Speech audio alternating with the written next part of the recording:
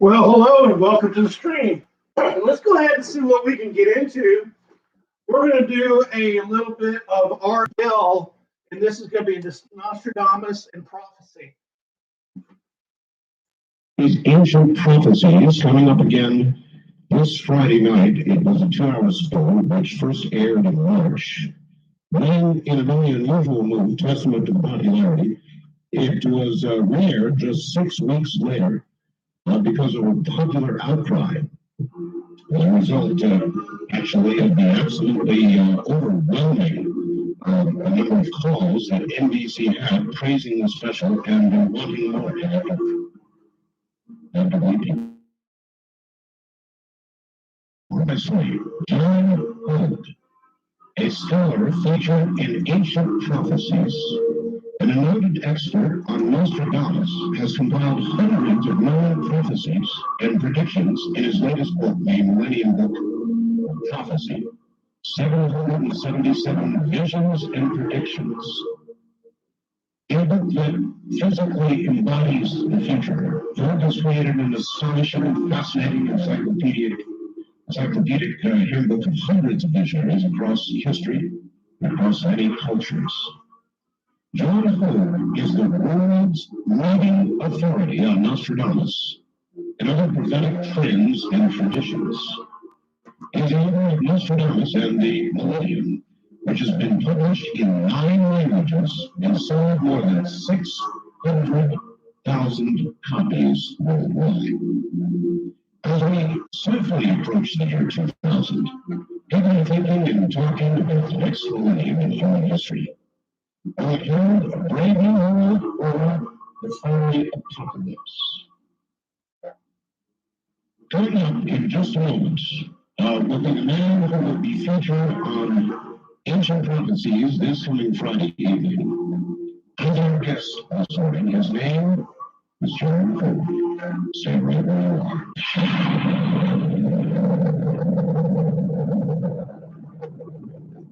You're listening to Art Bell, Somewhere in Time. I feature Coast to Coast AM on November 15th, 1994.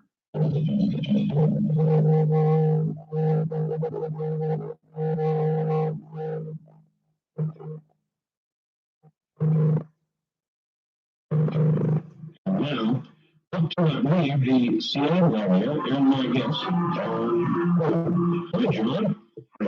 Welcome to the program. It's great to be here. You're quite a catch, and I want to thank Virginia and Ancient Prophecies for helping me get you. Yes, thank Virginia. It's been fun. John, I guess you're an old hand at radio. You know about radio. The first question I guess I want to ask you is, can we really know the future? Well, it is difficult to know something that is not happening yet. That's right. But what we could probably get a sense of is what direction we're going, the directions that are being born in this present moment. And that, I think, is in my work 20 years of scholarship on prophecy. I'd like to get the focus back to the present. So much prophecy scholarship makes one step on the future rather than reflect on what we're doing in the present to make that future. I am a firm believer after 20 years of studying the world of the prophetic tradition above their particular, or hopefully beyond their particular religious biases and expectations. What I gather is that there is indeed quantum futures. Many different ways we can go down certain roads by collective decisions. Well, for instance, like we go down a different road now since Tuesday is last week. And that is going to open up a whole bunch of quantum futures that would not have happened if the Democrats had done better. So then how, John, should we think of prophecy? Is it when it's catastrophic, certainly should be regarded as a warning? I think in the most positive way to use the most pessimistic prophecies is as a warning. Certainly you have the 16th century prophet Nostradamus calling his own prophecies my threat. And yes, in French, ancient Middle French, is literally my threat. And the the message behind the mystical crypticness of that is that you don't, the point of making a threat is not to have it come true. Is to actually wake up and say, oh, well, I don't want that to happen, and think you're wrong, Mr. Nostradamus. John, TJ is certain.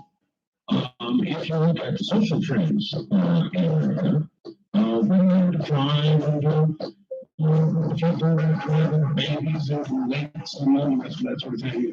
There are times when I'm not really encouraged about the future. Tuesday was encouraging to me. But it came from a certain combination of frustration, even anger. And if you look at the social line as it progresses, I think it's more in the down direction than the up direction. I guess I'm a pessimist in this area. How do you feel about it? Well, there is a collective vision from many different times, many different religious and prophetic disciplines, which indicates that we are in for about 30 years of chaos. But out of those 30 years of chaos, I steal a quote from Nietzsche, stars will be born. And one of those stars will be an entirely new way of looking at politics, an entirely new way of looking at religion. We move from a nation-state point of view to a global state point of view. These are unstoppable. The reaction, in short, what I'm saying in one word is change is coming. And we all have on collective and individual levels ways to react and respond to that change. Some people want to move back to the past. Yes, they do. And if one would elaborate probably more detail later about it in predictive astrology, and this is not the astrology of the newspapers, which is like reading 3 words on the cover of a book and saying, you know what astrology is. Astrology has a lot more to do than that. And one of the fields that I'm involved in is predictive astrology for political movements and what is called mundane or political astrology.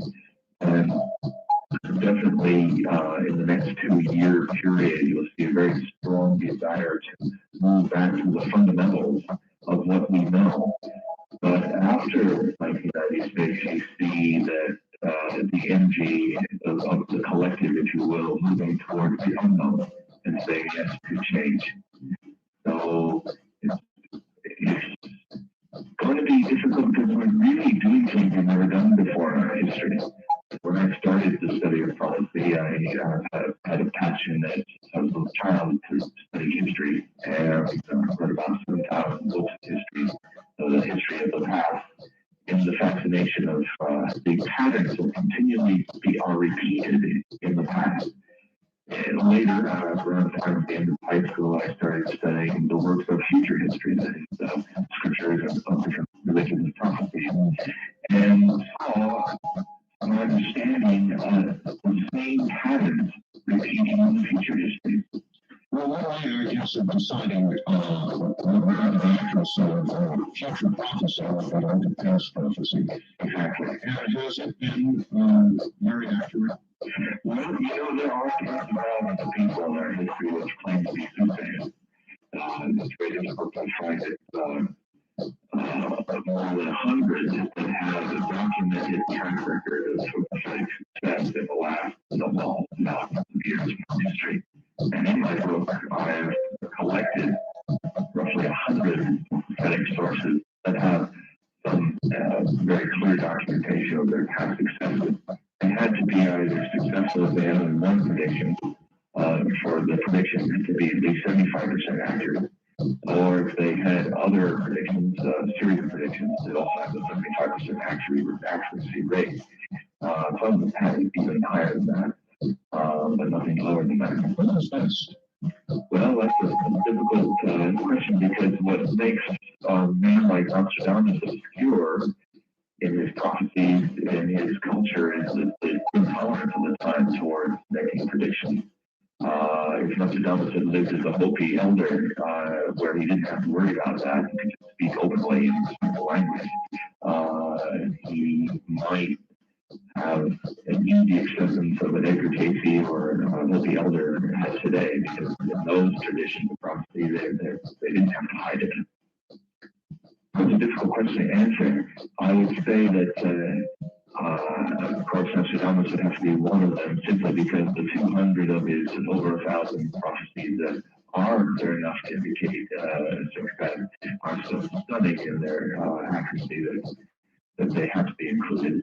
And your Casey for this century is probably one of the most accurate. And surprisingly enough, some of the latter half of the 20th century more controversial mystics have actually very accurate predictions concerning our near future. So is shown up for about 9 years, not on syndication that long, only for about 9 years in a row. And in the last, I want to say, 8 months, I've been getting a raft of calls from people saying, boy, do I have a feeling of impending doom, or impending occurrence, or impending something. People just only saying something really big is going to happen. And I wonder if you've noticed that. I wonder if it's just millennium flavor, as we approach the beginning of something new or the end of this. Have you noticed that also, a kind of a widespread feeling of something? I've been watching it build for about 10 years. And I've also tried to find correlations in prophetic traditions about it. And there are many, especially in the native peoples of the world. Many of the American Indian seers that I've studied and met tell me that the Earth's energy goes through a cycle of where it increases. In one case, one man from the Yellowknife tribe in northern Canada told me that he believed that the 35% increase in the energy of the world will begin in the 90s and peak in the year 2012. 2012 is also the end of the Mayan calendar, the most accurate calendar of the ancients. A calendar that does not have a loss of a day or a leap day or something for 320,000 years. It's not accurate.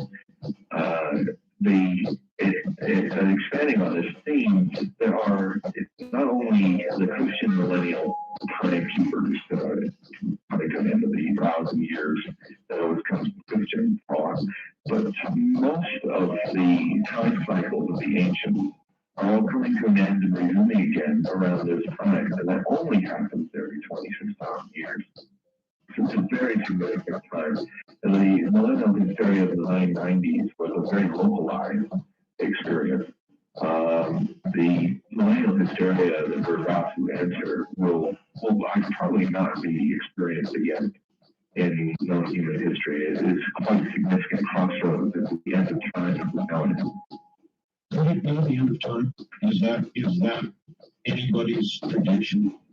Well, it is in the book. I have a chapter called "The Crossroads at the End of Time," where the bottom of the page runs a timeline of all fulfilled prophecies that are dated in the 20th century, and then it goes off into the future millennia.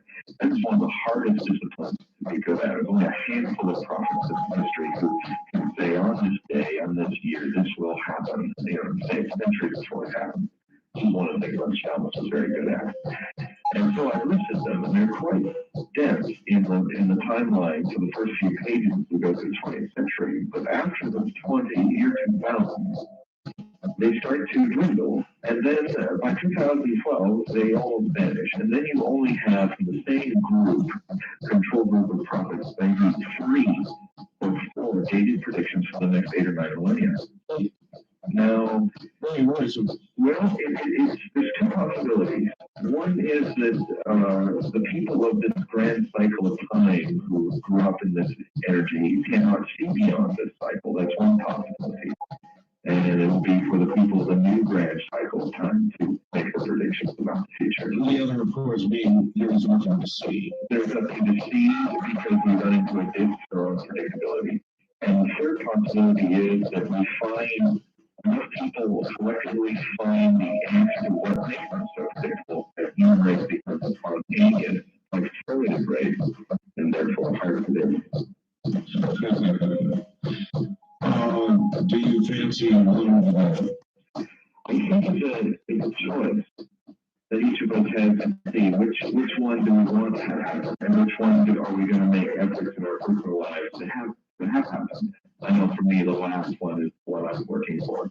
Well, really admirable, but again, I go back to my answer as doomsday scenario. That is, that I see a social slide underway, and if I had to predict one of the outcomes you just talked about, based on present trends, I don't think I'd be very hopeful. It is a question I still face for 2 decades in my own personal life as well. I mean, I've seen about every angle on doomsday that I think that exists out there in different cultures. I also, in the first half of this book, probably arguably have written the most terrifying scenarios on doomsday. However, I've also in my work discovered equal number of prophecies that counterbalance the doomsday, often from the same people, which indicates to me that there is clearly a choice and that personal responsibility for the future is definitely the hidden message, the key. And of course, it is very scary, and the change is scary, and I talk to alien abductees, I talk to prophets on this program of various sorts, and almost all of them will say the same thing. This is one possible future. It does not have to be this way. Nevertheless, as I said, when I look at trends, I see it headed the wrong way. What's the negative side? What's the downside? What sort of end scenarios do you see? the main, now that the dust of the Cold War is off the prophetic crystal ball, we can usually speak around again at a time. One thing I observed is that the Cold War scenario never had much weight. In fact, it was one of the last warnings of Armageddon that Russia and America would become friends before China and the Middle Eastern consortium of terrorist nations waged perhaps a war that's not East and West, but the northern nations versus the southern nations. And this war would be waged over ecological stresses and the breakdown of what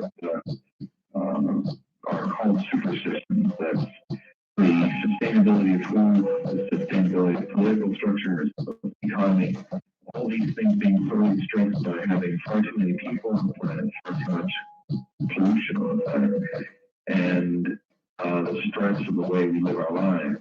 And these are actually the major factors beyond religious and political stresses that will cause World War III. And the two windows for it are between now and 1999, and if it does not happen then, even if we have all these wonderful treaties with everybody, and it seems like we've really passed into the new millennium of peace, we don't deal right now in the next 10 years with our ecological situation and sustainability of these super systems, they will break down on us by the 2020s, and you will have the Third World War then. So, what do you think would be the well, the scenario will probably depend on how China is introduced into the greater world and how China deals with that. And it's kind of a balance between how China, Napoleon was, although he's not a prophet in this book, he made some remarkable predictions, and he's the one that made a prediction about the sleeping giant. China, watch out, I'm paraphrasing, that giant awakens the world of shake. And China will awaken. It is their destiny to become a superpower in the next 10 years and fill the void left by Russia. And so it will depend how China awakens on China's mood when China wakes up.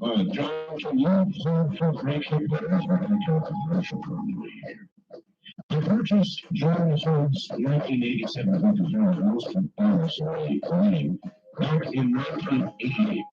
I'd like to know what revisions the author would incorporate in a new book on the interpretations of Nostradamus' predictions in the 70s since this book was published. That's from AP in San Diego. And we'll get the answer on that in just a moment.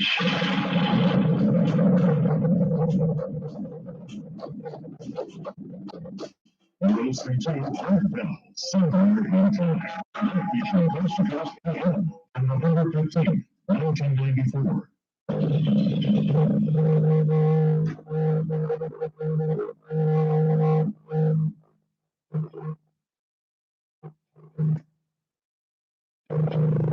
All right, as we begin this half hour, John, welcome back. Now to the question with regard to your book in 7 years since you've written it. Would you change anything? That's an excellent question. In fact, I'm spending the last year rewriting that book, and it is now going to be released as Nostradamus, The New Revelations. And it is by Alma Books, and it's distributed by Penguin. And tomorrow I embark on a 5-city tour to introduce this book.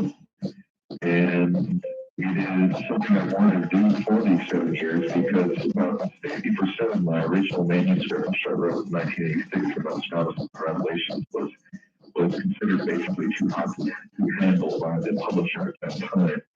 And since that time, a lot of what I said that didn't get into that book has been referred to the mid-90s and was the mid-80s. And so I reissued all of that. Give us a little training. That sounds like too hot to handle. Well, let's turn off the handle. What's in there that we should know about? Nuclear terrorism as a major threat to a civilian reactor in southwestern Europe around April 1996 and July of 1999. And the fact that some of my astrological interpretations of Nostradamus earthquakes is taking place. The Kalari earthquake, I said is the first one of October. Around October 93 was the window for a major earthquake in India. And I was off by one day. It was the night of September 30th, 1993. Unfortunately, I was also accurate about October of 89 being a major earthquake. That was the San Francisco quake. John, I hit one that I've got to tell you about, and the audience will back me up on this. Do you recall the Japanese earthquake, 8.0 or 8.1 or 2, I forget what it was, gigantic earthquake out of the ocean? We were last year in Hokkaido. Well, it was just a couple of months ago, a month ago. Yes, that was the one off the Kuril Island. Yeah. You're not about this, John, but I called them about 8 hours before it occurred, and I did so here on the air. I said there's going to be a very large earthquake somewhere in the next few hours or at most couple of days. And I got off the air, 4 a.m. Pacific time, and went to a little nap. When I woke up, my fax machine was full of faxes saying, my God, we don't need it. And I really did call that. And the way I did it, John, was not because it came to me suddenly, but I've learned that when we have some eruptions, when we have flares, or solar flares, we typically have earthquakes. And we were having a massive solar flare that night. And so I stuck my neck out on the air and I said, we're going to have a big, big earthquake in the next few hours. And sure enough, Joe, it was. Well, there's a lot of ancient study, even in China, about earthquake science concerning not only looking at objective symptoms of things in the cosmos or global solar system that might influence that, but also in the way animals behave, the way that there seems to be an electromagnetic wave of energy that some sensitive people feel before an earthquake. I know I've had a few experiences with that growing up in Southern California. Whether a few whoppers like the solar quake. And I know in my own situation, I was once when I was finishing this book and sitting here in Seattle, I was it was a sultry summer day, and suddenly I noticed that all the animals and birds stopped making noise. And I kind of got up and went, that's kind of, we might have an earthquake. And then we did, within 3 hours, have a 4.3, which means it was big enough to shake things. One of the prophets that I've had on this program, Joe, have talked about incredible earth changes. I've heard things from a massive meteor or asteroid of some sort hitting in southern Nevada, of all places. Thank you very much. To California falling, cracking off and falling off into the ocean. With nothing left but islands on up through Washington. I've seen maps that show that. What are your thoughts on that possibility of changes? Well, in my opinion, after studying this, one of the areas that suffers from most exaggeration in interpretation is probably earth changes. And I do feel that we're definitely going to get some massive earthquakes and seismic activity in the next 10 years, particularly around the spring of 2000. But I think a lot of those maps, like the Australian maps and others, are actually quite over-exaggerated, and I doubt very much that we'll see that kind of a shift of land. But giving an example, one prediction showed England southwestern England sinking into the Atlantic 7 years before the end of the world. Now, if one loosely attributes that to the year 2000, as many people point to, then it should have sank around 1992 or 93. What did happen at that time, objectively speaking, is that the southwestern England experienced its heaviest rains in history. Yeah. So now you have the vision of a man like Nostradamus, maybe getting it right, that it saw big floods, but getting it over-exaggerated and saying, oh, it's thinking of Southwest England. I mean, certainly if you were under the rain in certain areas, it felt like thinking. Well, maybe England avoided one possible future. Yes, and on top of that, maybe one of history's greatest prophets over-exaggerated in what must be very difficult for people who have these visions to deal with. You know, you're just running your own business suddenly. This is stunning experience beyond what you understand. And then when you come out of it, you're trying to share it in what you understand from your own conditioning, mindset, hopes and fears. That's a good question, John. What are the prophets go through? You can only imagine having some communication like that involuntarily would scare the hell out of you. One question sanity, I would imagine. You go through all kinds of changes. How do most prophets through history handle it? It depends on the culture and how the culture accepts its soothsayers. In the case of someone like Nostradamus, he had to be very secretive about it. He might be burned as a witch, whereas if, again, Hopi shaman had such visions, his culture or an Aboriginal shaman had such a vision, his culture would look for it and nurture his ability to communicate it. So a lot of one common thread in a lot of prophetic experiences is some kind of shock that's either subtle or quite objective, like a blow to the head or something like Peter Perko, that takes you out of your normal way of looking at things. Another way is through mystical practices like meditation or the practice of magic or deep devotional prayer, or the way we can whirl and whirl on an iron for hours. As the founder of the whirling dervishes, Rumi, did for something like 36 hours, and when he fell down, his body became night. He discovered his, what would be in Christian terms, his Christ consciousness. How many prophets through history, John, will have these visions voluntarily instead of being accepted by society and ended up in unions? Oh, many. It's a funny similarity. I once had a mystic in India tell me that the difference on the surface between a madman and an enlightened master is, on the surface, doesn't look very different because they both look like they're out of their mind. One he described as falling below the mind, and what he could be enlightened person transcends the mind. I got an interesting message on the internet yesterday. I was on someone for later on the program to read it well. I had a lady yesterday, her phone man said she was hearing voices.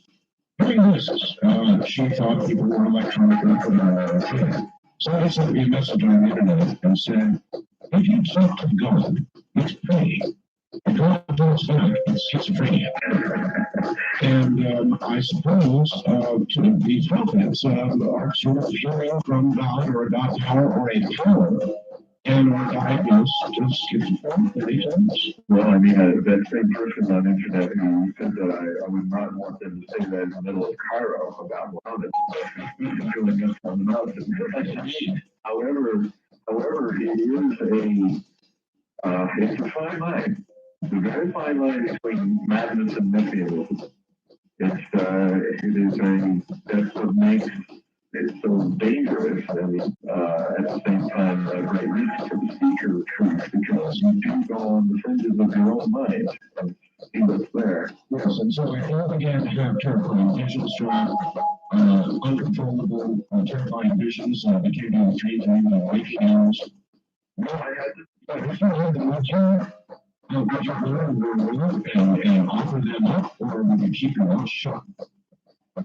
Well, it's from my own personal experience, because it has happened sometimes, but I think to adequately study this rather fringy, subjective subject of prophecy, you have to have one foot firmly grounded in scholarship and have the other one extended out into the more subjective sides of consciousness and experiment with these things. I consider myself that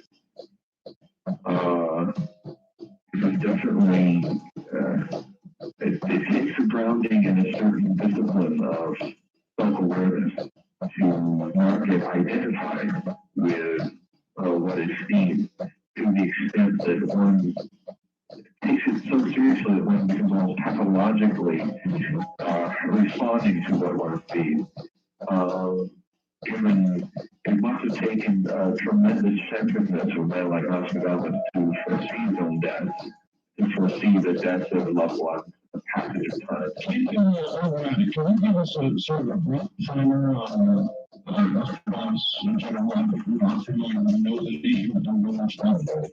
His name became a well-known name during World War II because of both sides, the Nazis and the Allies, used his prophecy and propaganda to prove that their side would win.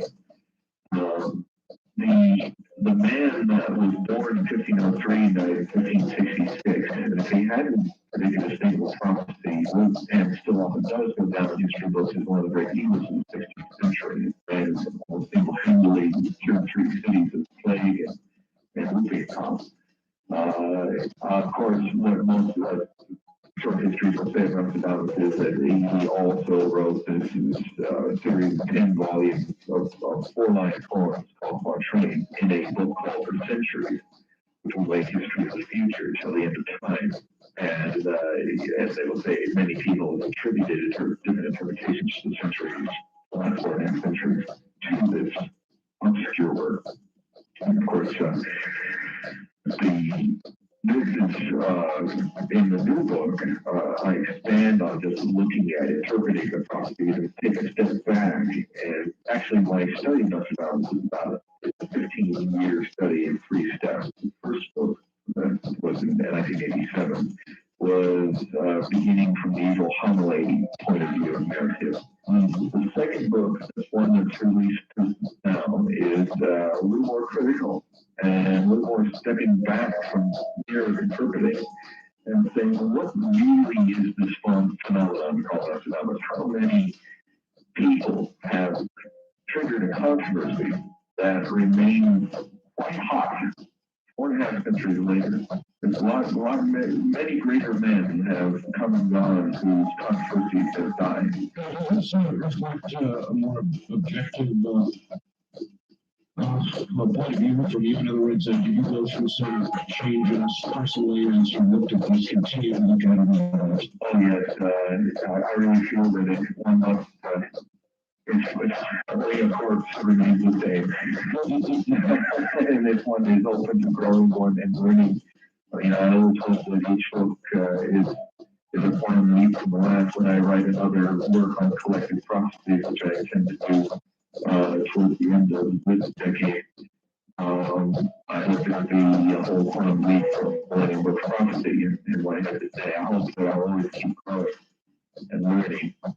And the book certainly after 7 to 8 years has more angles, more facets to the diamond, so to speak.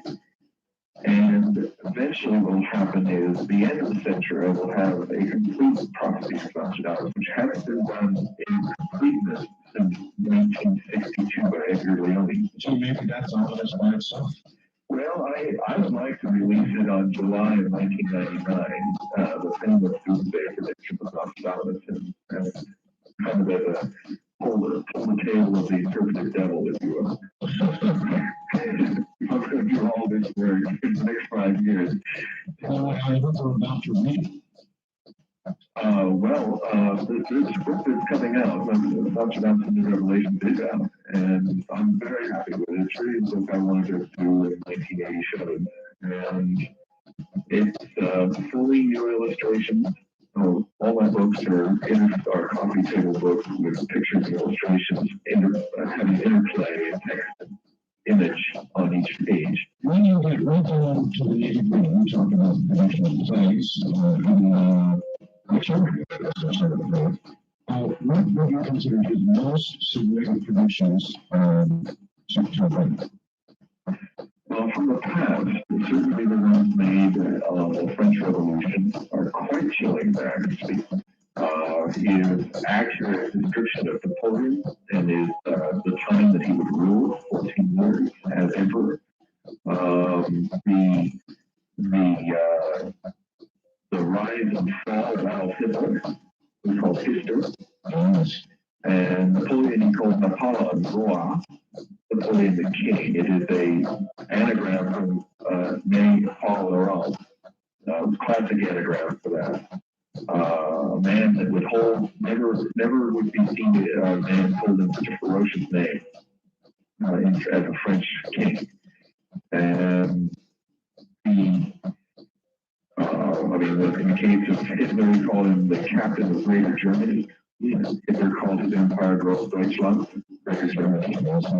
And he would break union in 37, 41, 42, and 45. He talks about the great empire falling from an invasion through the Ardennes forest. And his mother code says the Ardennes. And the quatrain is numbered quatrain 45 of that particular volume. In fact, it's century 5 and 45. Now, the only major invasion that have happened through the Ardennes, where a whole empire has fallen, was 1940 when Hitler went through the Ardennes to defeat France and thereby, of course, defeat his empire holding around the world. That's one interpretation. Of course, he did it again a few years later where he tried the same trick for the Battle of the Bulge, which is going to be celebrating its 50th anniversary very soon. In this case, his Nazi empire fell. That was his last chance, last gamble.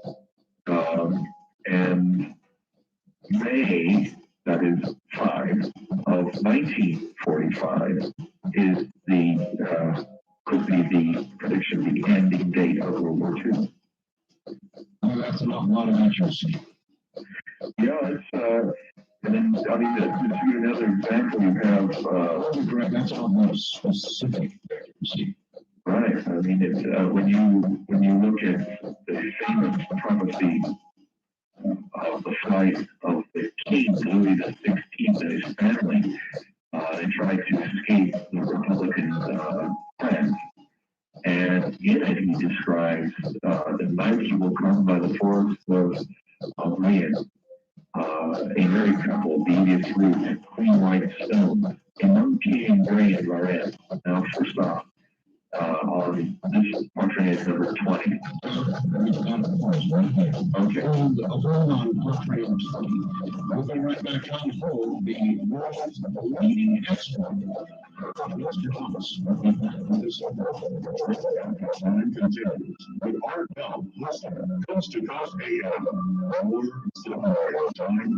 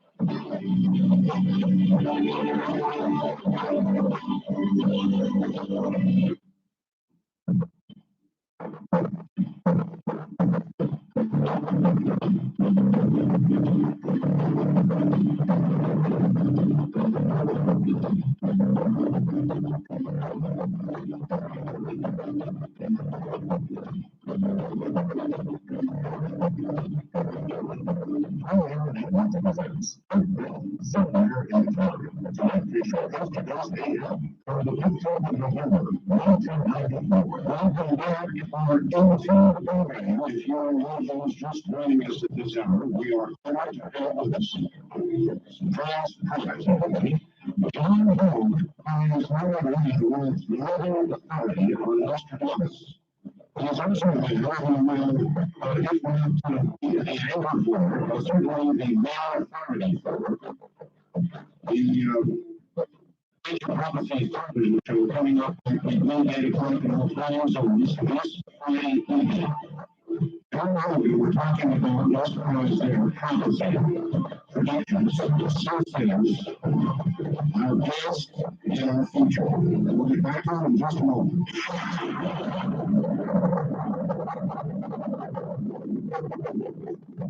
You're listening to Art Bell, Somewhere in Time, today featuring Coast to Coast AM on November 15th, 1994.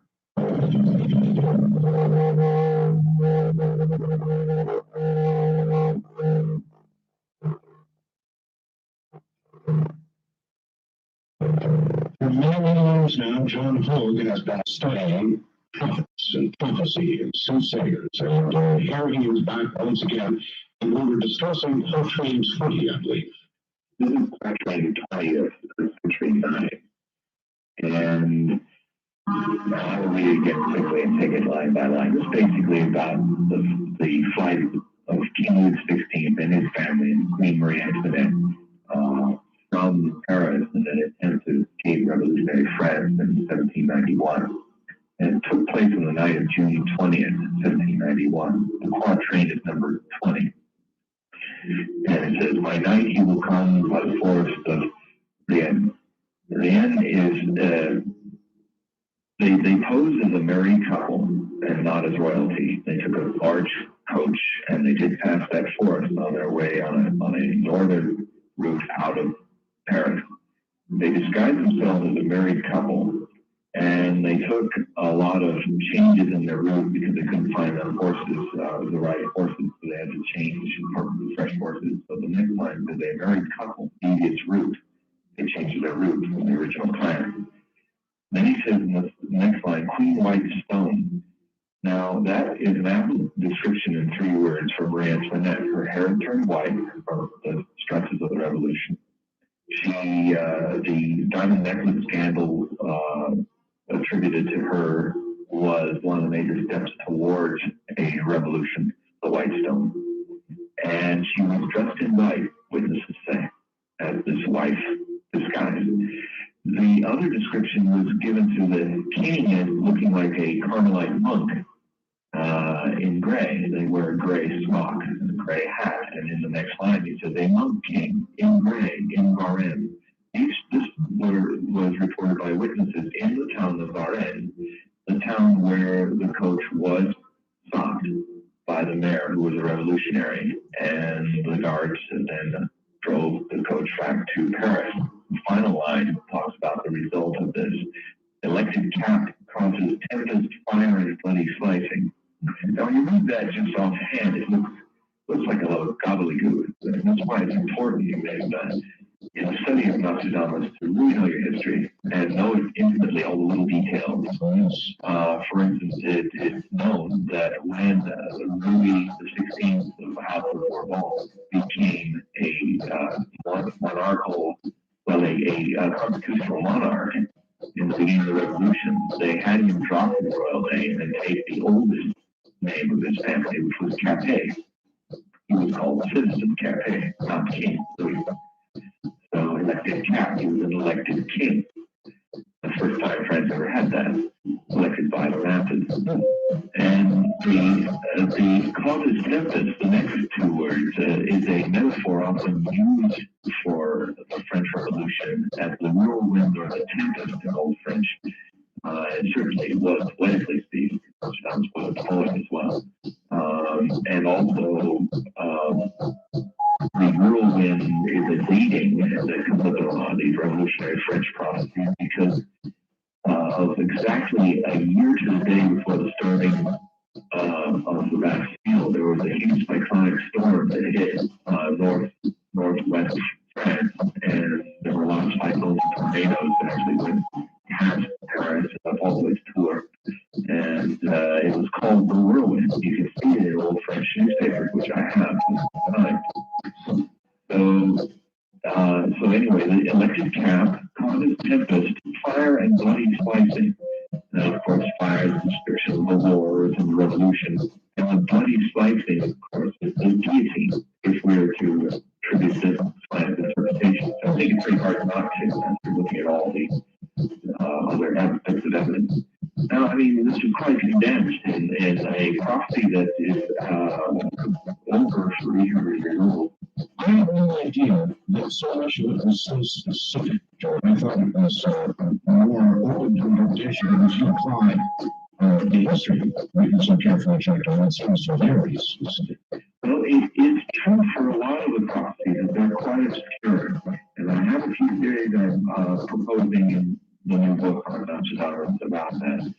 To give you an example, one of the most famous prophecies of Nostradamus, famous in his own time, was Century 1, Quatrain 35, concerning the king of his own king, King Henry II, dying in the jousting tournament, being blinded in the eye through a gilded cage.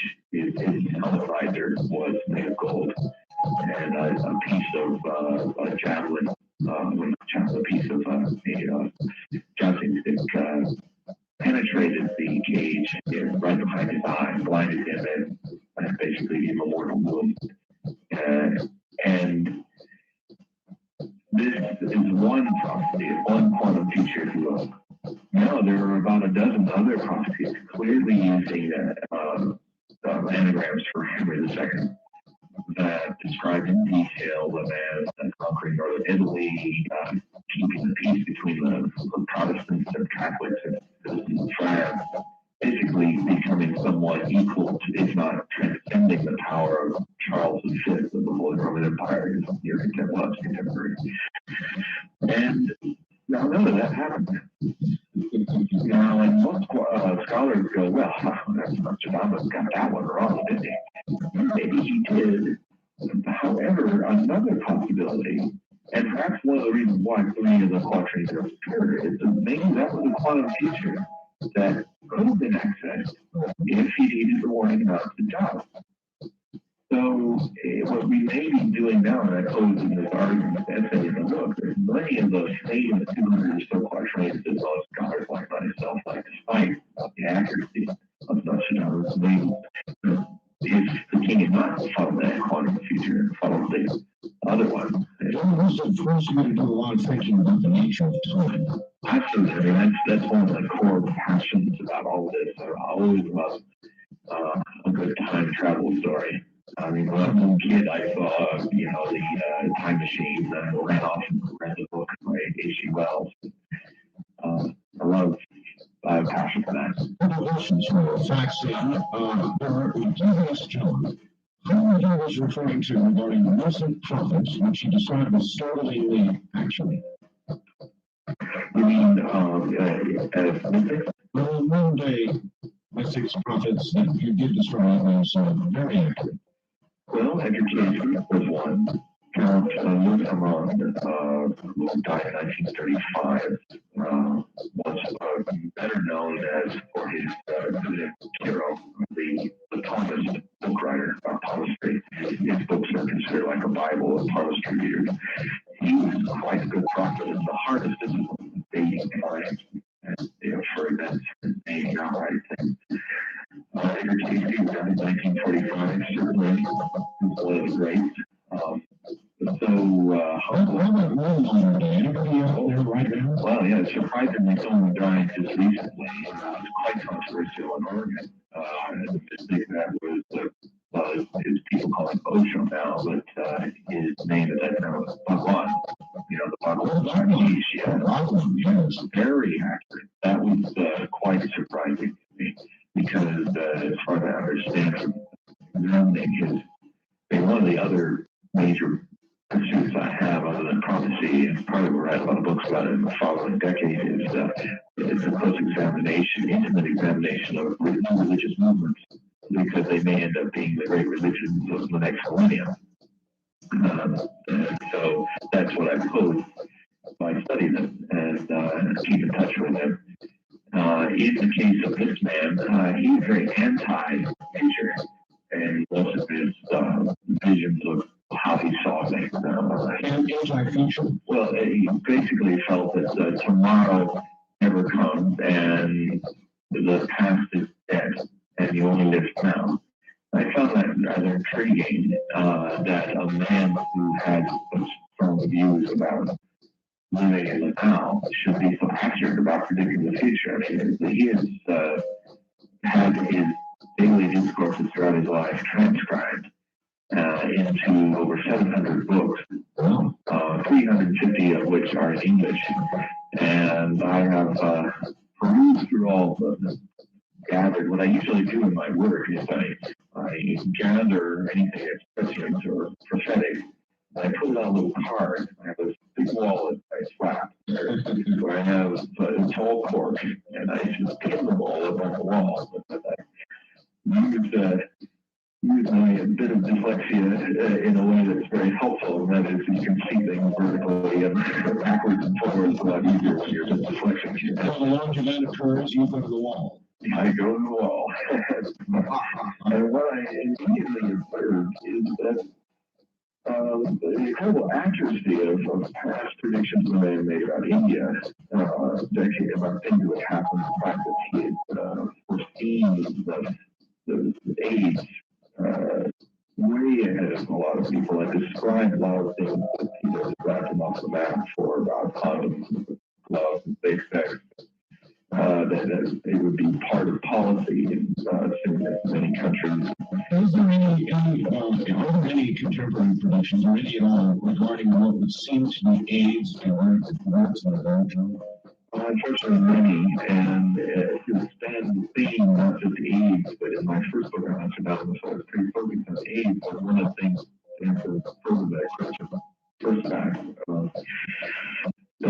it is expanded to include all this evil, if you will, and that affect the immune system of not only man, but its animals and its food chain. And there is many books of prophecy I look at, many prophecies in what I call the chapter of the Lemming syndrome, looking at plagues. And there are a lot of prophecies about those. Yes, and often it comes up as swords cutting the sky, and it's with some Renaissance German prophets talk about it, and let in lethal rays by cutting up the sky. If you were a man from the 17th century, in the 16th century, you might view a rocket as a sword. I mean, we just set up a sword here in the last a few days to take a very good look. I believe they dispatched a major sword running up there to take a good look at the ozone curve. yes. And that's been intrigued now back on Earth. And I guess we're reviewing the information right now, but indications are that the ozone curve has expanded. And then you get Nostradamus talking about a great plague from the sky covering the entire northern hemisphere. And he dates it beginning around 1993. And you get like a specific early 20th century saying, well, I'm sure she didn't know about Goddard's toy rockets at the time she was around making this prediction at the time. She said, in the near future, people will make pencil planes that will punch holes in the atmosphere, let in lethal rays that will kill tens of millions. Sure sounds like rockets to me. Yes, or there's, and of course, all ultimately, what I hope people will do when they read this book and see the correlation or different times people say the same thing generally, is not to feel judgmental and think, oh, there's nothing we can do, but actually become more activistic, and put more pressure on their government to be more responsible about EFTs and other things that eat ozone layer, and maybe encourage more for NASA to look at projects that actually can replenish the ozone. I saw something recently in Discover magazine.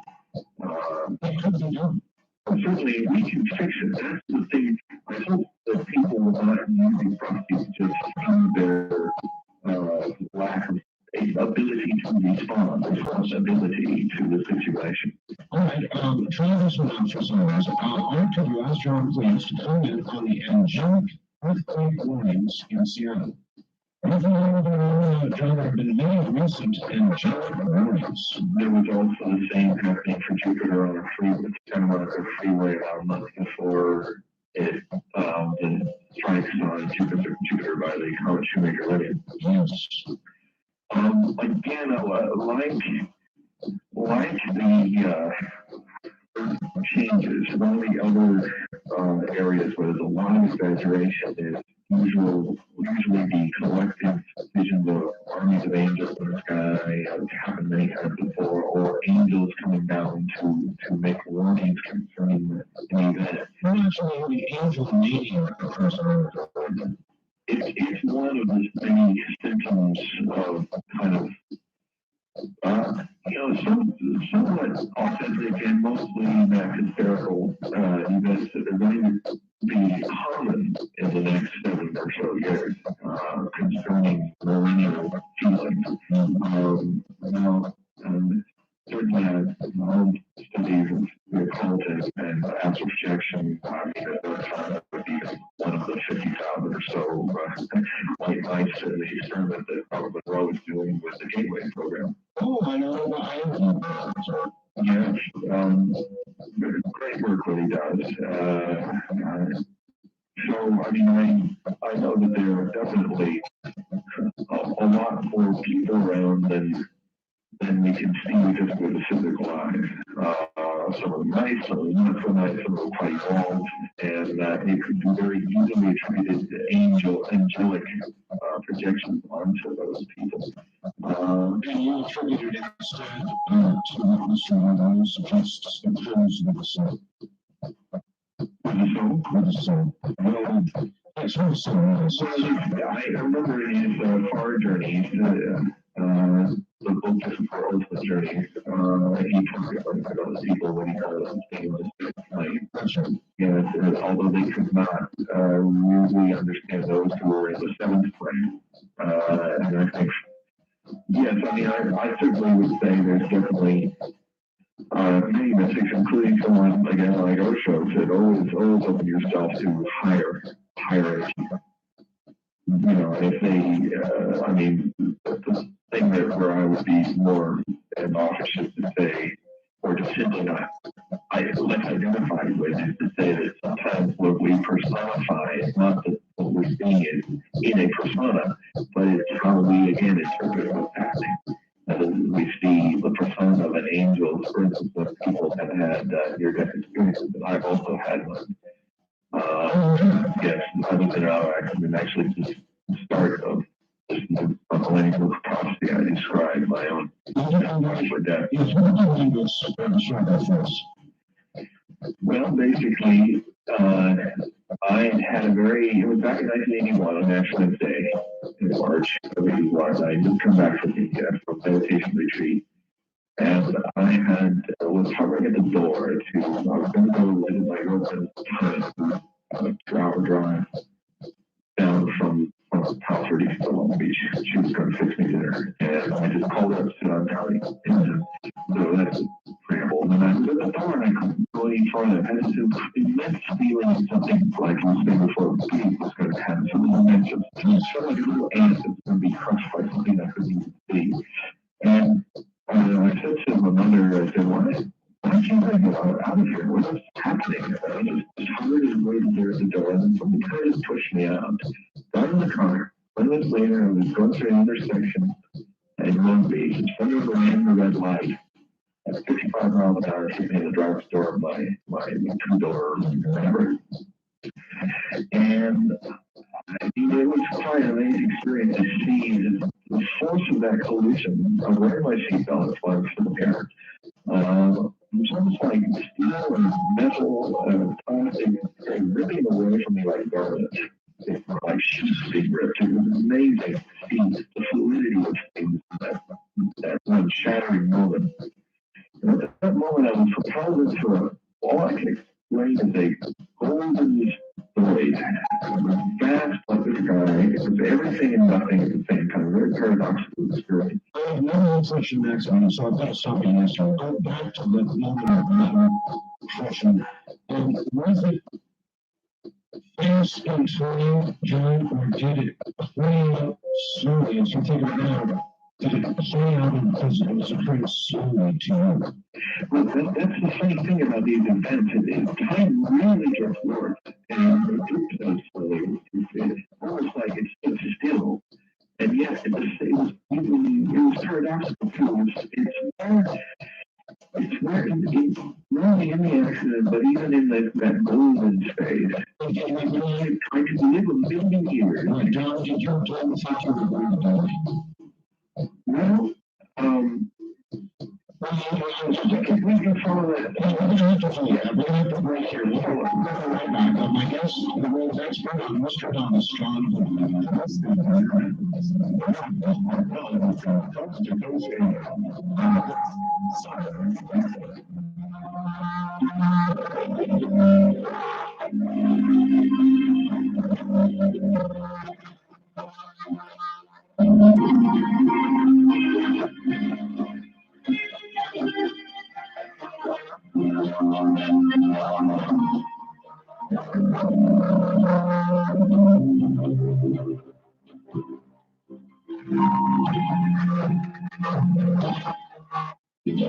And so the ancient prophecies told us before you on the I suspect the solution of those things is we medical people's problems. The world's expert on Nostradamus, and I suspect many other prophets, soothsayers, and that's what we're talking about exactly in just a moment. And listening to America's largest, fastest growing morning talk show. This is Constantine AM.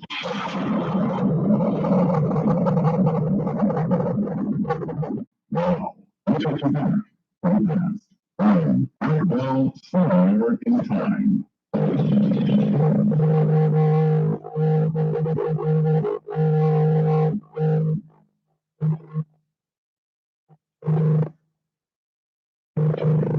Once again, John home, John, we were right in the middle of a car crash. And there it was, the metal punching the background. And myself, I thought, well, what is that? We need to be involved in something like that. What would that last instant like? Well, actually, that other than it was having had a brush with sudden death, I had come out of it with one desire, and I want to actually do that, and I'd rather die at a much further way where I can watch it piece by piece and try to retain awareness of the process. That's the open orgasmic experience of life is the culmination of life.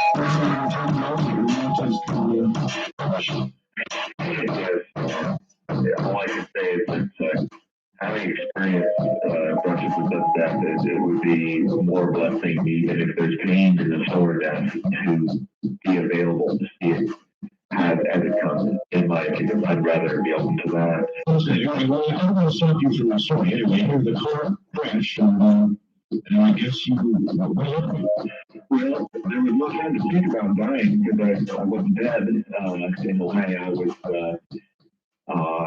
thrown into this state of goldenness, and it's very difficult to explain in dialectics with words what this was, except that it was quite paradoxical that I was everywhere and nowhere at the same time, and that I was not varying, so to speak, as much as I had been varying in my body just the moment before as a person. in a body. And I recall presences there who were very loving and impressing upon me without words, without anything. In fact, it was like pure communication that I didn't have to go back. Did you during sorry, I've got to ask these questions. Did you have a consciousness as you have at this moment as you talk with us? Was there a consciousness or was it something beyond what real was consciousness? Well, I would say it was my first very strong, one of my first very strong tastes of a glimpse of what our consciousness can be if we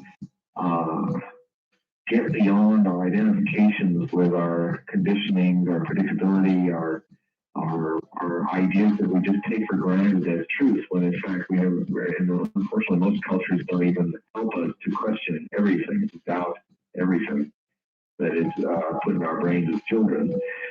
So it was a raised consciousness. It was, yes, it was an awakening, and it was a glimpse of what is possible. And in a way, sensory experience is made it much easier to deal with the trials and tribulations of life, because but the effort is for me to remember that there was this. I only have a taste of it as a memory now in my conscious state, but it is, there are times when through meditation, through the practice of the science of self-observation, I can get detached from my emotions and my feelings and be able to watch them.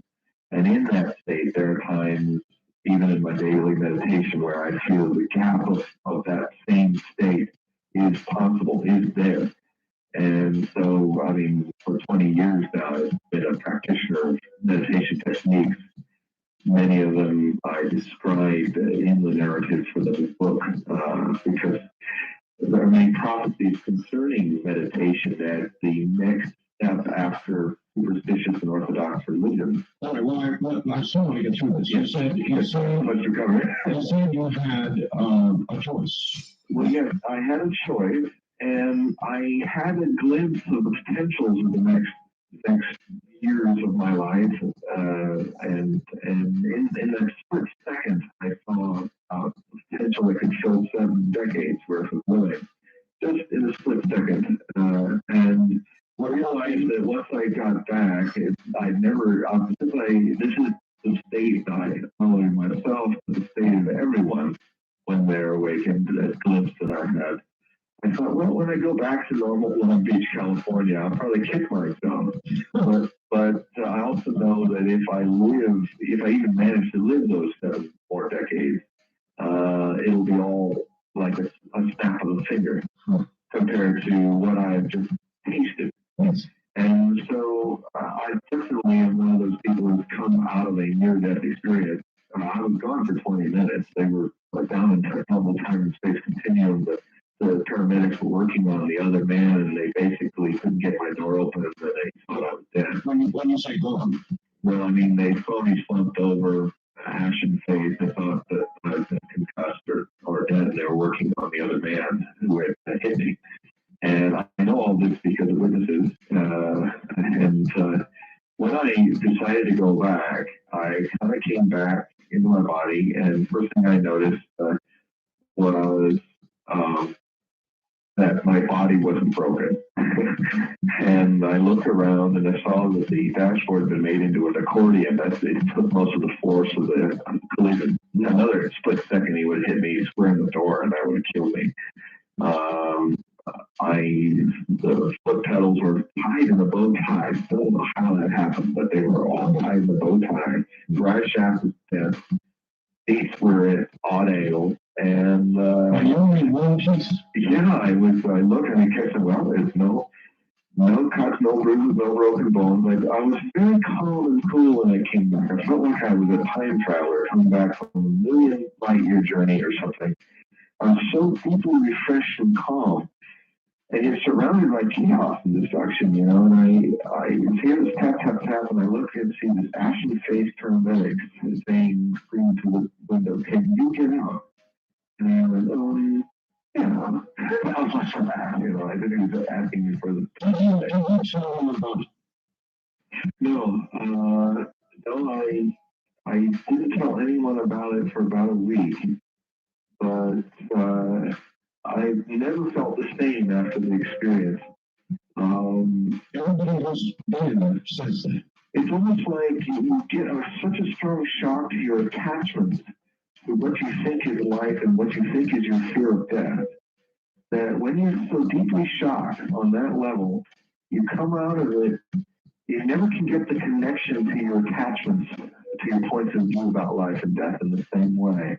I've heard many people having the same experience, having said that, even if they experience different things. I mean, one thing I experienced when I was out of my body in that state was that I tried, parts of me somehow were trying to reach the people I was attached to and loved. Like I remember hovering over my mother, trying to tell her that something happened. And it's the same time I kind of felt I was going into my girlfriend's body and watching her cutting carrots in the kitchen. And then she stopped and folded her hands thoughtfully. And later, a few weeks afterwards, I asked her what she was feeling at the time. What she told me, what I recall her saying is, after you called, I went in the kitchen, started cutting vegetables, cutting carrots. About 20 minutes into it, I realized you were not going to do something terrible had happened to you. I just had this feeling that something very bad had happened, and I got the phone call and from the hospital. So that was some objective verification of what I was experiencing outside of my normal conscious state. Well, something like that would change your life. I don't know. Cannot think about that. And what I tried to do in applying it to this book is that taking the personal experience to the impersonal, to the collective. If the concepts are indicating that all humanity is going to have a brush with sudden death in the coming decades, on a collective level, global level, hopefully we can use that as the same shock to change the way we live. Maybe we'll take that and we'll tell them about the film. Look, I've got several questions, so we've got to try to run through them quickly and then get the line up at the top of the hour. Right. Could you have John address Nostradamus' prophecy on the destruction of the Antichrist? I've heard that the Antichrist was born February 2nd, 1965. I believe there is mention of a man in dark blue or dark blue turban. Thanks, Adolf in Wichita, Kansas. Okay, the Lutheran interpretation comes from one of the finer scholars of the last generation, Nostradamus, that was RadiaTion. And that was in lieu of her interpretation that it was blue or black turbans of the Ayatollahs of Iran. Definitely a potential candidate, but just quickly before I get into that, Nostradamus predicted 3 antichrists. It would take us 3 steps towards Armageddon. The first was Napoleon, second was Hitler. The third is a contemporary who will make his move shortly after, 2 years after, a celestial event with a comet. Either a 1986 or 1994 with Thomas Shoemaker-Levy hitting Jupiter and the previous one being Halley's Comet. Now, so we're definitely in the time to see who that is. Now, my interpretation of this is similar to many others, that it is someone from the Middle East or North Africa. But where I vary from other scholars is that I think that the person who Nostradamus calls Labus in the U.S.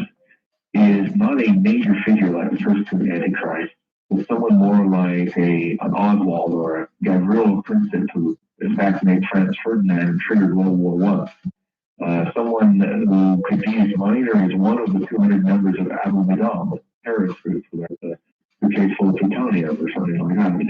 What about the blue helmets of the UN? Well, blue, I'm actually re-examining the all application of the word blue in both French. Right now I'm going through a process where I'm looking at every 34,000 plus words of Nostradamus and taking an exhaustive study of their etymology through the centuries. I'm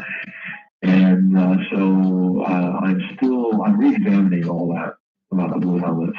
All right. I'll come out in the next book. Okay. I am also elsewhere in a civil defense organization in the Kansas City area, listening to you on KCMI 10. Ask your guest what we here in the Midwest need to know about the next few years. What do we need to prepare for? What does he think is headed our way? How does he think we ought to prepare? That's from Independence, Missouri. Well, I think that the people in Missouri should continue to work hard to prepare for earthquakes and be more earthquake conscious and try to make their towns safer. And it would be good for people to learn earthquake drills and do some of the things that people in California and the West Coast do, because there's a good chance of some earthquake activity taking place in the next 10 years in that region. Certainly, the gosh, it's such a loaded question, so many angles to it. Essentially, everybody has to do. I can take it, Jim. Yeah, is be open to the unknown.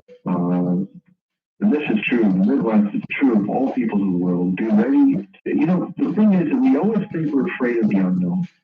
But in fact, we're afraid of what we know because we keep thinking what traumas have happened in our knowledge of the past is going to be repeated in the future. And then we somehow are conditioned to think that the unknown is something terrifying. Are you prepared to argue history does not repeat itself? Well, I think we've reached a point in our evolution where, for the first time, the human race has to grow up. I mean, one of the things that we have to stop doing is repeating history and being so predictable. Essentially, I'm anti-prophetic, and I have a rather strange eccentric angle of dealing with that. I learn every nook and cranny about the subject. In a way, my discipline is more of an Eastern form of tantra, where you know a thing and transcend it rather than repress it. And I think essentially what everybody needs to see is how we keep repeating the mistakes of the past and we call it the future. You check your own attitude for denial. Oh, absolutely. This is the key in my work is in the narrative. I try not to talk down to people as if I know anything. I have a note at the beginning of the book saying, look, I'm just another person. And what I'm sharing with you is that my study is exhausted and my practice of meditation has been 2 decades now. And I claim that helps me to kind of step back and not only view my own biases and prophetic hopes and fears, but also on a collective level, see that reflected in the rest of the world. And that leads to my opposing my work. It's very important to know your own prophetic biases. Yes. Moving this right a question, are there any prophecies concerning people being attracted to people they have known in past lifetimes? This would be a gathering of old souls whose parents have crossed and will not previous souls. Are there some startling indications that this gathering is actually occurring? Are there prophecies about this? Well, one concerning Osho again, actually just recently before he died, said that many of the great masters, adepts, bodhisattvas, that's people, devotees that are dedicated their many lives to helping humanity grow and kind of hurdle over this most difficult passage that we'll probably ever see, are among us today. And perhaps that, again, is another reason why some people authentically are experiencing something angelic and attributing that label to it.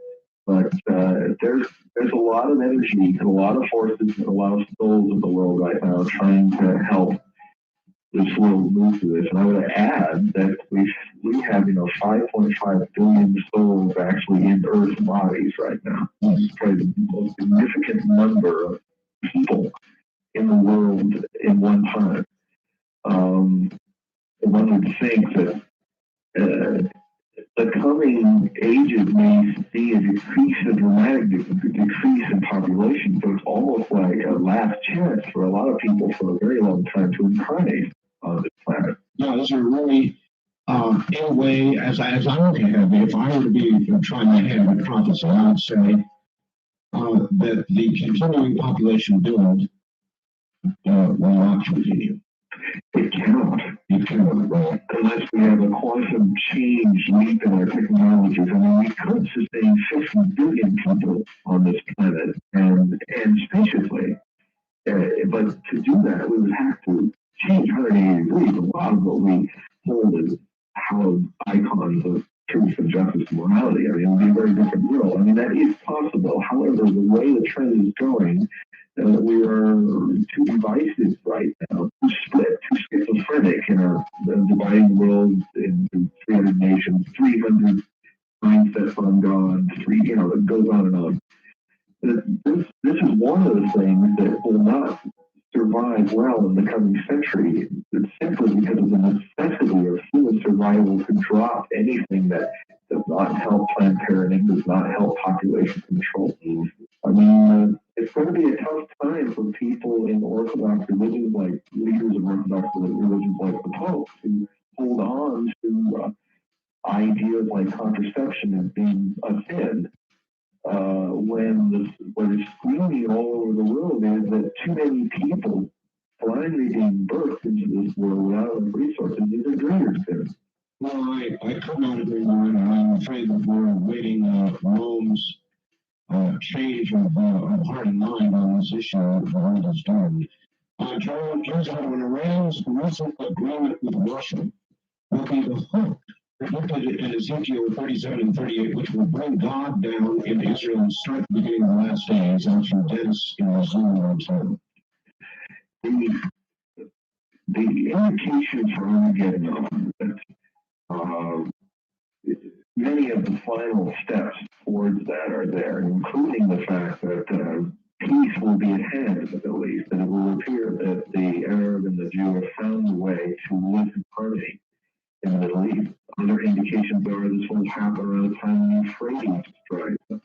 There are times in the last few years when the Ataturk Dam project, a big, huge water hydraulic project in Turkey, as the headwaters to the Euphrates, has cut off the flow of the Euphrates by 75% at times. The Middle East has a very serious problem with water shortage. Certainly, if the Euphrates dries up, they estimate that if things go the way they are going, in 10 years it will be dried up. There could easily be a war in that area. All right, John, let's throw it right there. I need to get from top there and do something very quickly, and then we will open the floor for trip back on time for realities. We are well listening to Coast AM. More summer on time.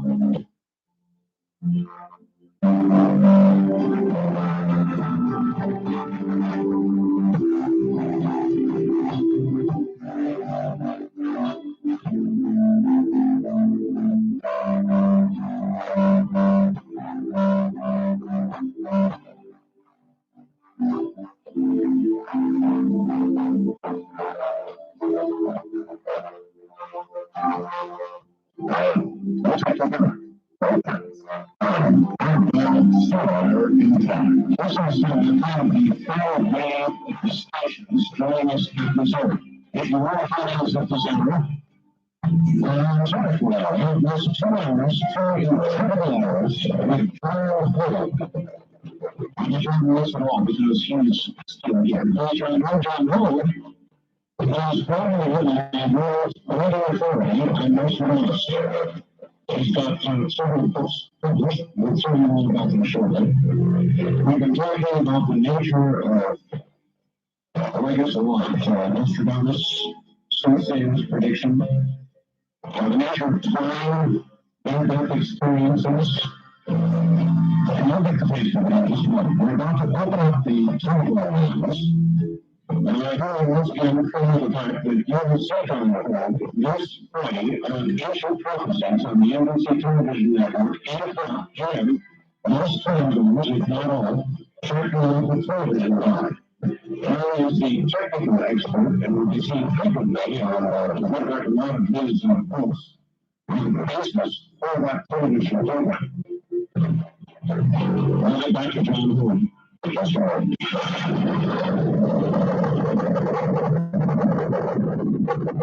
You're listening to Art Bell, somewhere in time. I feature Coast to Coast AM from November 15, 1994.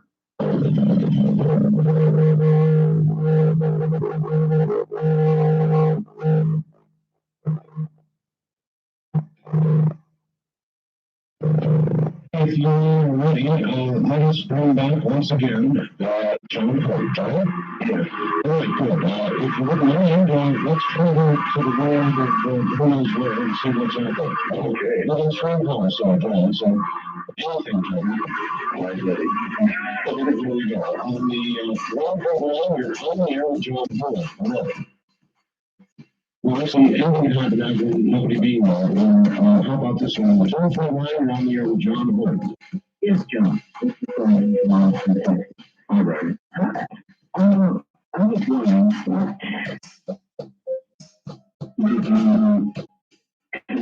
what was your conjecture about how Nostradamus came about his prognostication? Well, he claims that it was a gift of his progenitors, his genetic, hereditary.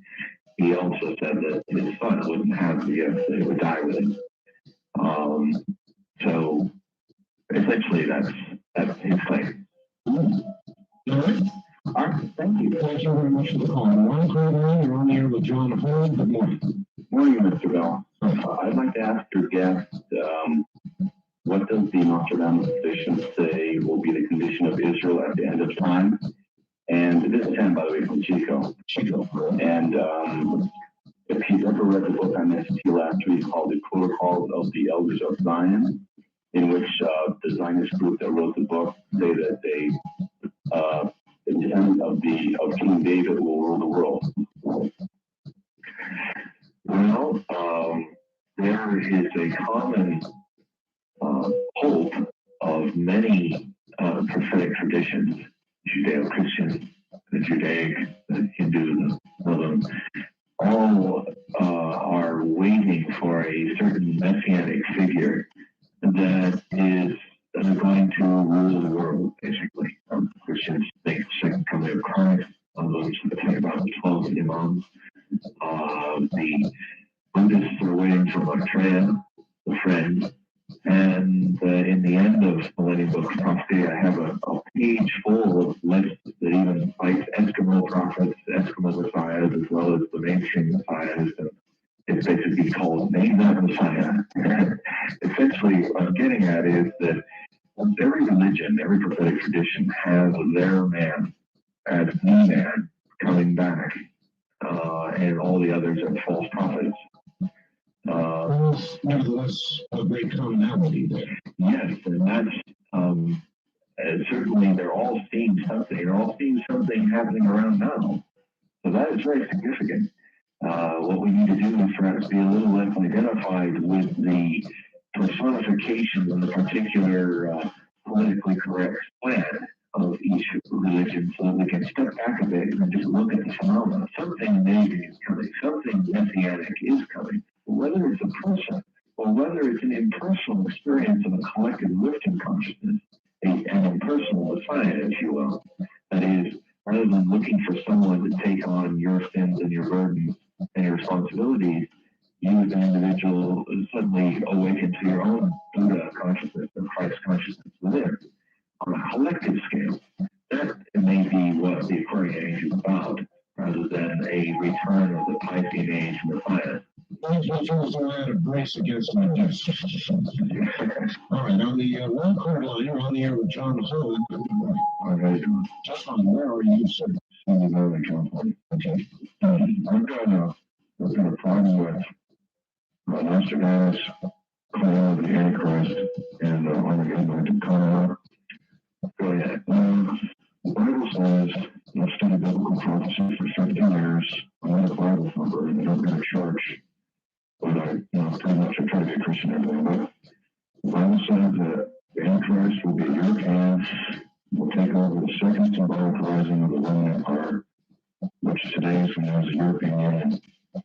And I think by the late 90s, we'll see Europe rise up like a United States of Europe type of deal, which will become global, and the Antichrist will take that over. And so the treaty with Israel, a global type treaty, like a global order type of deal. And 7 years after that, it's called the 7-year tribulation, and that's when the Lord's going to return. And in between that time is when World War III will happen, Armageddon, the other fun things, the earth changes and everything we've been talking about. Like the one you're just commenting on this one at Armageddon, I think that's when the Western nations and the Asian army, the 200 million army, will come marching across the Middle East, across the Euphrates River, and they'll try to prevent the Lord from returning, and he'll wipe them out and set up the Millennium Kingdom. All right, John, okay, thanks a lot for coming. Yeah, so essentially, for long, something very significant happening in our time. I'm going to dedicate almost a whole book to it in a few years. You have one of the most influential religions in the world is Christianity right now, and it has the Judeo-Christian ethic is basically whether a person is actually a Christian or not is quite dominant in the world of our modern-day civilization. Also, what is quite dominant is a mass idea of interpreting the Bible a certain way. And one of the dangers in collective interpretation is that if you can convince enough people that a certain set of things have to happen before your man, your Messiah comes, then you're almost trying to self-fulfill the destruction of half the world. And that is, and the question that we must all be alert to and be more observant of is, am I creating doomsday, self-fulfilling it, or am I being warned not to? I suppose we're quite capable of bringing it on, aren't we? Well, consider this, a man like Pat Robertson was trying to become president of the United States. Yes. Now, a man is a sincere man. However, if he had become president of the United States and with his deep convictions in that particular doomsday scenario, which is pretty much the man from Simi Valley pretty much expressed the basic idea of those that you get in most evangelical shows, which I do watch in my study. And now, if someone becomes president of the United States, can he be completely sure that on an unconscious level, there isn't a part of him that might want to fall into fulfilling that as the most powerful man in the world, and do things in his policy that kind of backwards into those self-fulfilling prophecies? Has David Koresh fulfilled his own? Well, the thing, another kind of danger point in the messianic ideals of the Christian world is that it's not been the first time, but perhaps the last time that certain sects of Christianity have that put their spin on the revelation prophecy. And I mean, Jim Jones did it, Koresh did it. And all I'm saying is for us to be aware that even the mainstream Christian church has a certain collective interpretation these days that a lot of destruction of the earth and the people has to happen before the second coming of Christ. Whether that's prophecy or projection is something we all have to ask ourselves when we look at prophecy. So then you would not be all that comfortable with the election to that office of somebody of that sort? Well, no. I would be more comfortable with someone who is a little more disassociated with his wish-fulfilling desires on a religious level. I think it would it's yeah, basically that's what I would say. It's zealots are dangerous, even well-meaning zealots and not so well-meaning zealots. I mean, zeal has a certain way of getting one rather narrow and single-pointed, So extremism, even perhaps in such a cause of liberty, could be dangerous. Well, yes. I mean, I'll never forget the day that someone read me a speech in the 60s, and I was really feeling frustrated about the lack of law and order, and somebody read me this speech. And it was a really beautiful speech about what we must do for law and order and protect our homes and family. And I listened to him, wow, that's really great. Who wrote that? And I said, Adolf Hitler, 1927. I was like shocked. I realized that, you see, consciousness, self-awareness, is, as far as I'm concerned, is the only virtue, and unconsciousness is the only sin. If you're, I'm speaking, of course, it's just one man, my experience. Yeah, that a lot of, I mean, you could call it a good thing that we heal a lot of the childhood diseases that allows most children who would die from 1920s, who have died before they're 5 years old now, to live and have full lives.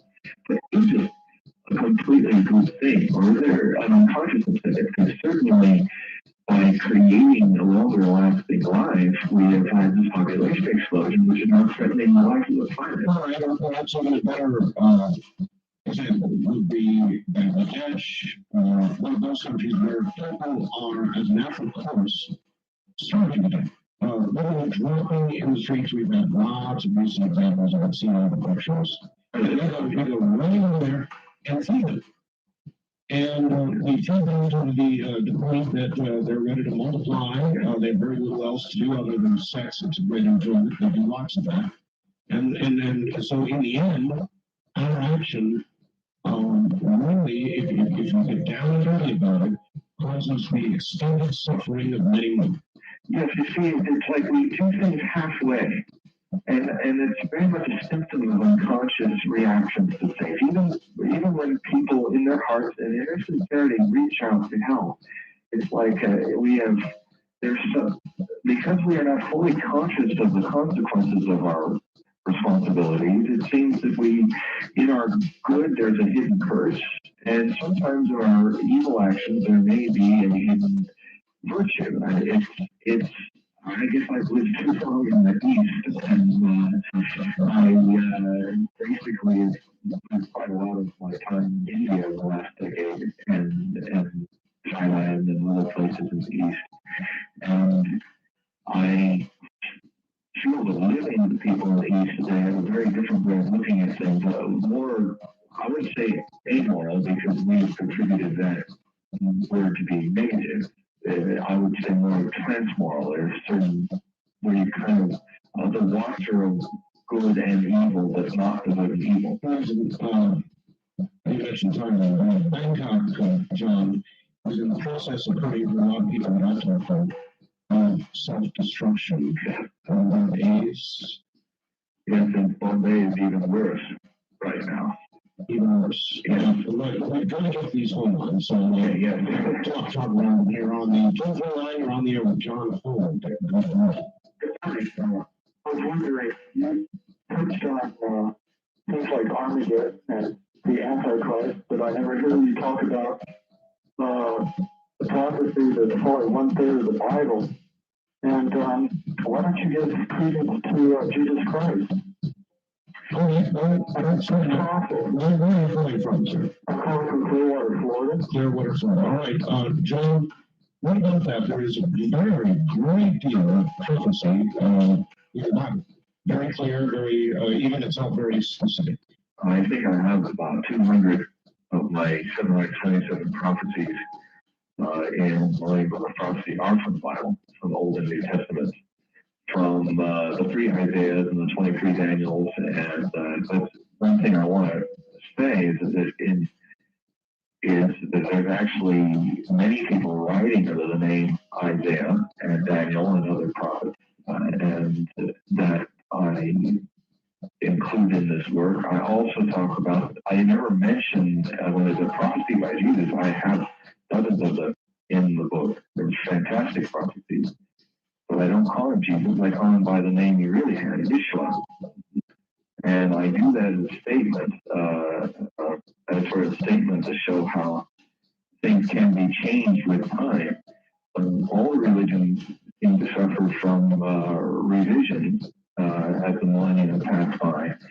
And, you know, it's difficult to separate the orthodoxy and the dogma from the actual living teaching of any catalyst for a new religion, be he Jesus, Buddha, Muhammad, and what have you. And so the answer is you need to read the book. Well, the answer I would also say is that often people say, well, it says in Scripture, it doesn't matter. I often interrupt and say, oh, you mean Buddhist Scripture? And I go, no, I mean in Scripture. And I go, oh, well, you mean the Quran? No. And it's like, what I try to expose in my work is the kind of the blinders every group have. I mean, I've talked to the Howlingsies of nearly every mainstream religion, and they have, with much conviction and sincerity, showed me how their prophecies are right and the Christian prophecies are wrong, and vice versa. And so this kind of single-pointed fixation of each dogmatic point of view of each religion is something that really has to be examined in the coming years. On the edge of almost saying, oh yeah, I'm sure what I'm saying has hurt him and maybe thousands of others in the last 5 minutes of things I've been saying.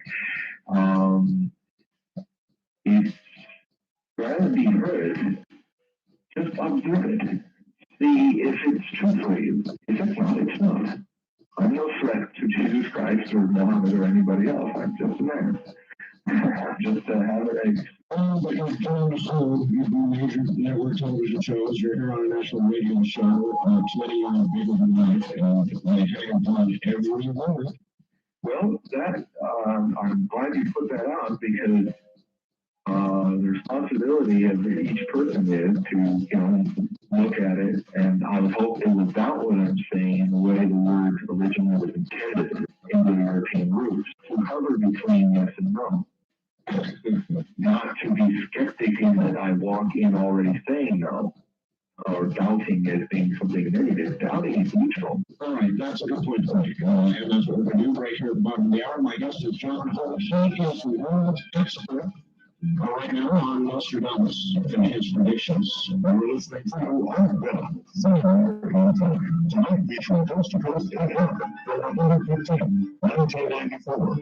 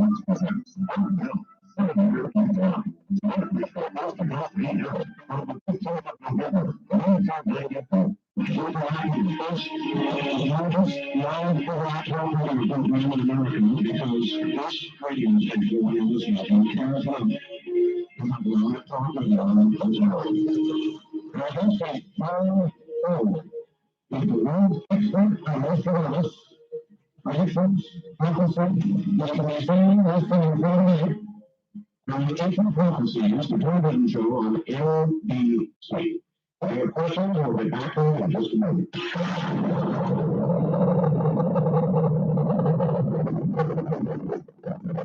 You're listening to Art Bell, somewhere in time. Tonight featuring Coast to Coast AM from November 15th, 1994.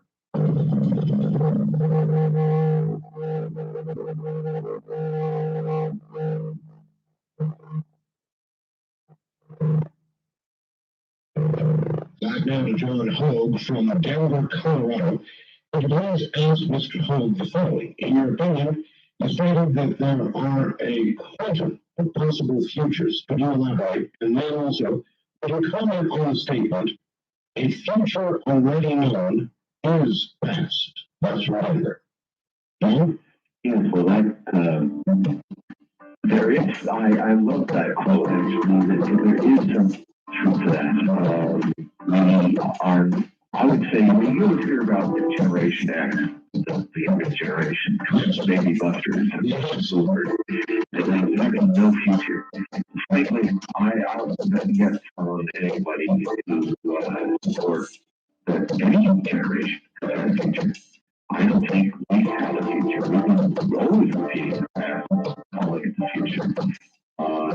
Because I feel we program our generations to follow the same mindsets that we follow into words, waves of extreme left or right leaning, or what have you. I mean, it's the pattern that is almost all too predictable without any sense of ceremony. So that was the first half, that it is the future, I agree. Repeating the past. And let's see, what was the other part? The quantum of futures. Well, the quantum future is, in the case of Nostradamus, most 800 of his prophecies are very obscure. Different kind of interpretations. There's some reasons for that. One is that they're wrong. Second, there's an estimation that his history of the future goes into the 9th millennium after Christ. So they might be about events way beyond even our existence on this planet, which is also inferred in his prophecy. The one that I think is most likely is that they are these quantum futures, these roads of collective potential, that because a major figure like King of France didn't survive a jousting accident in the void, it did not trigger a whole set of French history, which the French history was dominating the continental European history for so many centuries, would have taken as perhaps completely different, which would have made Hitler and World War II and Napoleon, all that just a lot of obscurity in the doctrine. Right, there's an indication implied in the prophecies that if this is attributed to Kennedy, then he would have been a great king. It's the same with the abdication of Edward VIII to Mary Wallace Simpson. The indication is very clear there that Nostradamus didn't have a lot of high words to say of King George came after him. I said he wasn't a man ready for kingship. That the real great king was the one they forced out and became super Windsor. In my final book on Nostradamus, I'm going to look at those futures and actually try to translate them or interpret what I think are rather than obscure prophecies, but actually futures that we didn't follow. I imagine with the many, many years of research you've done, both into real history and his predictions, you probably were just about where you maybe one of the best to actually interpret. Well, I guess the ultimate judge on that will be time. And people in the future will have to examine my work. I mean, what I try to do on radio and TV shows is I try to get tapes to transcribe everything. And actually, what I did in Nostradamus and Revelations is being critical of some of my prophetic interpretations from the first Nostradamus book. And using myself as the guinea pig, if you will. Is there a question for all according to your own interpretations? Oh, it's unavoidable. It is unavoidable. If one has a mind that is conditioned in one particular corner of the world to see things a certain way, there's no doubt that I will tweak it, the compensate. The difference that I propose to your listeners is that my study and practice of meditation probably makes me better able to take a step back from my own prophetic biases and examine them as well as the information. On the telephone line, you're on the air with John Phillips. Good morning. Where are you calling from? I'm from Eastern California. Two questions. I read a book to Nostradamus for 1999 as prophecy of the show. After a prophecy of Malachi, she states that God's hope is going to complete the stage of Antichrist, tribulation stuff happens. All right. The end prophecy in 99. Yes, that's the quatrain from the 200th century canon. It's actually in 1999 instead of months. So it's July of 1999. And it's pretty horrific warning. Basically, the great king of terror descends from the sky, and they will resurrect the king of the Mongols. I looked at that as the final line is before and after Mars rules happily, or it can be interpreted before and after war rules happily. Probably the key, first about the great king of the Mongols. Now that's Genghis Khan.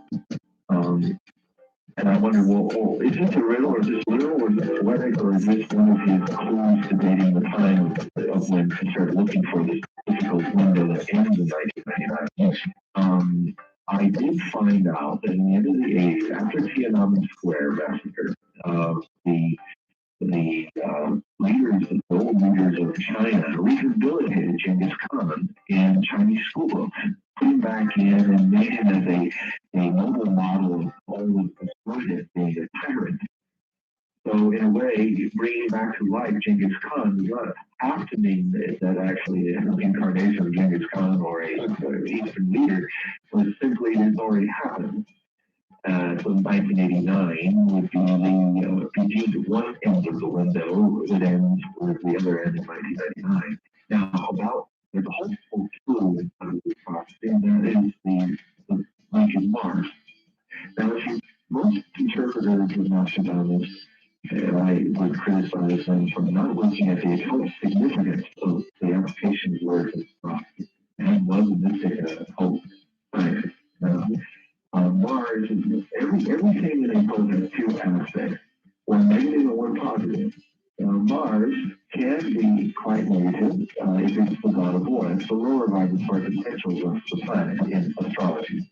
In the higher forms, it is Mars, the Magus, the magician, the one who holds the rod of Hermes, which is the rod of a religious point of view that seems as above, so below, all is divine. It is almost a comparable to the tantric point of view in the East, that all is divine. So how can you divine the world into black and white? Yes. You embrace the world as one divine thing by the lower energies and higher energies in the planning of the divine. That's the Hermetic point of view. So before and after Mars rules, in fact, that was even something David McCallum said so well in Shakespearean style in Ancient Prophecies Part 1, Mars rules. What they didn't do in the show is one of the few criticisms I have of the show is they don't really spend enough time giving you both sides of the prophetic end. I will predict for you that probably this doomsday theme of Friday's show will probably be much gloomier than I would like them to portray. Hopefully, as we do more and more of these shows, they'll run out of dark things to say and give me a chance to talk about all the alternatives. I am not familiar, you mentioned us, with the work of Richard Hogan with regard to the geometry and the photon errors and the lunar revelations and the photographs of the structures on the moon. I think I have his most recent picture book on that, the Martian Faces. I remember when that first was seen years ago. I will only know, hopefully in our lifetime, we'll find out whether it was just one of those funny freaks of faith that the Mars probe had an accident and it shut off, or whether it was shut off. Certainly, if those images are proven to be humanoid made or by intelligent life, can you imagine anything that would overnight topple, shift the axis of political and religious opinion as significantly as all those prophecies about the Earth's axis shifting? Well, you brought it together perfectly. No, I certainly couldn't, and maybe it is relevant. And in fact, I contended in the Millennium Book prophecy that there's two ways of looking at all the shift of the Earth's axis prophecies. Either it's a shift, physical shift of the Earth by 40 degrees, as Ruth Montgomery's spirit guides seem to indicate, or it is a shift in consciousness. And certainly, I think we're a few years away from having some understanding that there is intelligent life, that no one can deny. I would almost say that we've been slowly prepared for it for the last 50 years, and to where when it does finally happen, we'll almost take it for granted. And that there's intelligent life out there. But in another aspect, Arthur C. Clarke said it best in one of his sequels in 2001, I think 2060 or something, where he said when they discovered that there was life on Jupiter in his fictional story, overnight, a lot of the people solved their differences on a national level and became a global body. The UN overnight became the law of the Earth, simply because now there's someone out there that we have to deal with. Well, I'm fair that, I want to talk about it on talk shows. I'm Jonathan Ryan, I'm here with John Paul. Good morning, where are you calling from? Good morning, gentlemen. City in Wichita. Hi, baby. Mr. Hogue, was just touching on what I was going to ask about. If there's any prophecy in Nostradamus concerning UFO abductions and contact with intelligence of extraterrestrial origin. I'll hang up and listen. That's a really good one. Vinny, I am trying right now in my study of the etymology of all words to look at all the possible angles to the old French word étranger, which is étranger in modern French, and see if foreign or alien, whatever, can be applied in those futuristic terms. At this moment in my study, I will not say that there is something that stands up and screams in my face saying it's about extraterrestrial events. There are, of course, in other traditions of prophecy, a lot of indications of that. And in my next book on the collective prophecy theme, I'm going to deal with that. But in Nostradamus, it's a little obscure. Well, we'll see. Maybe when on the third book, when I've done this re-examination of all the usages of words, I might come up with some interpretations of that matter. There's a rather obscure document called Pope's Predictions. Well, this is perhaps concerning the St. Malachi's prediction. Well, this is a document that purports to have been from a diary of the Pope. I can't recall just which one. I'm sorry, I've got it here somewhere. Oh, I'm aware of it. It came from a Philippine newspaper, which predicts events in 1995. And if you've not seen it or heard of it, I'll try and get you a copy. Oh, that'd be great. Usually there's so much of a wealth of prophecies out there, and I have to go through a process where once I get it, then I have to verify where it's really from. Of course. Yeah. All right, well, let's go back to a lot of people out here. I'm Jonathan Ryan, on the air with John Hope. Where are you calling from? Evans, Colorado. All right, go ahead. Good evening, guys. Just a couple of points here real quick. Yeah, your guest seems to be suffering from a syndrome I've noticed among certain people who like to deny the truth of the Bible. They'll try and say that it's all a lie or that. I didn't say that. Well, but what are you suffering from? Well, he's suffering from a terminal narrow-mindedness. Okay, I was listening. I'll just move on then. You said something about how we're going to have to reduce population. Do you believe in population control? All right, thank you. That's a straight-out question. Yes. Straight in. That'd be the exact answer that I would give him too. And he would argue long and hard against it as an American. A long, hard line on the John Hope. Well, it's going twice, one, 3 times. On the second wildcard line, you're on the air with John Hope. Hello.